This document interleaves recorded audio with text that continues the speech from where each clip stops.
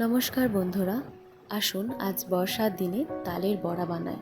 এই মিশ্রণটিতে আছে 300 গ্রাম ময়দা, 250 গ্রাম চিনি, 200 গ্রাম সুজি, সামান্য কালো জিরে আর মৌরি, আর নুন এবং 1 বাটি নিয়ে রাখা তাল।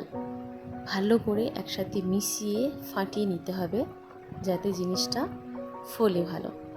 এখন আমার কড়ার মধ্যে তেল গরম হয়ে গেছে। আমি ছোট ছোট সাইজের তালের বড়া ভেজে নেব। খুব ছোট করব না, মাঝারি সাইজের করলে এগুলো ফুলবে ভালো। একেবারে এই সাইজেরই করবেন, তাহলে ওগুলো খুব সুন্দর ফোলে। আর আঁচটা সবসময় মিডিয়াম ফ্লেমে রাখবেন, তাহলে বড়া দেওয়ার সাথে সাথে ভেসে উঠবে আর খুব সুন্দরভাবে ওগুলো কালারে চলে আসবে।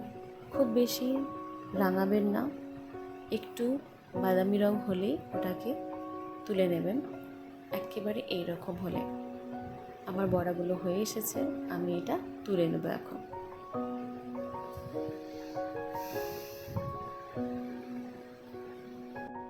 দেখুন কতটা সুন্দর হয়েছে রংটা।